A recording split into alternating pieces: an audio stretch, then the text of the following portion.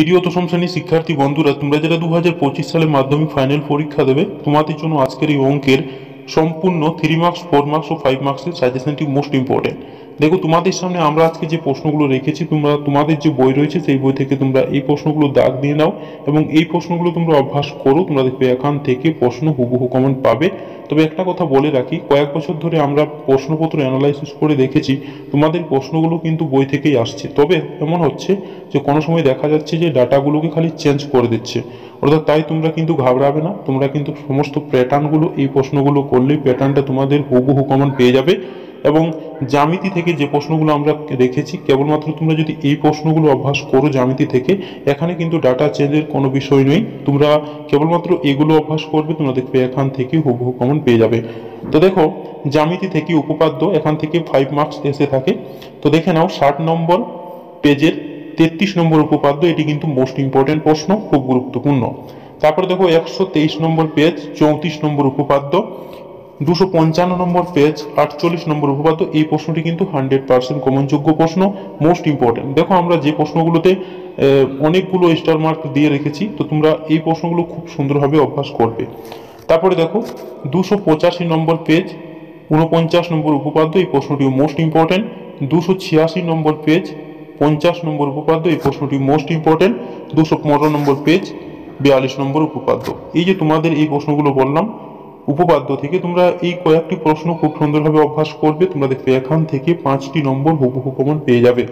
এর বাইরে থেকে তোমাদের অন্য কোনো পড়ার প্রয়োজন লাগবে না, তোমরা এখান থেকেই হুবহু কমন পেয়ে যাবে। তারপরে দেখো উপপাদ্য প্রয়োগ থেকে তোমাদের এখান থেকে কিন্তু 3 মার্কস এসে থাকে। তো দেখো, আমরা এগুলো বলছি না বা পড়ছি না, তো তোমরা এই প্রশ্নগুলো তোমাদের যে বই রয়েছে গণিত প্রকাশ, সেখান থেকে তোমরা এগুলো দাগ নিয়ে নাও এবং এই প্রশ্নগুলোকে অভ্যাস করো, তোমরা দেখবে এখান থেকেই হুবহু কমন পাবে।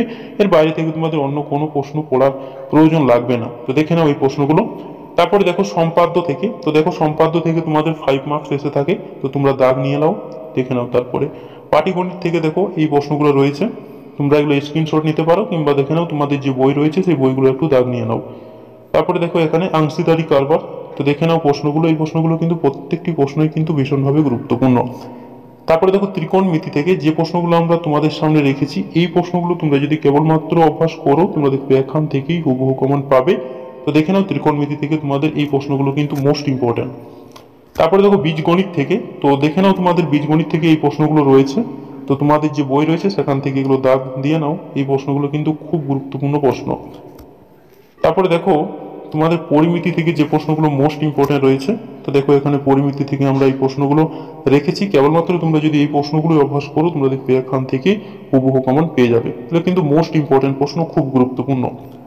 তারপরে দেখো রাশি বিজ্ঞান থেকে দেখো যে প্রশ্নগুলো মোস্ট ইম্পর্টেন্ট, অর্থাৎ এবছর তোমাদের ফাইনাল ও টেস্ট পরীক্ষাতে হুবহু কমন পাবে, সেই প্রশ্নগুলোই আমরা কিন্তু এখানে রেখেছি।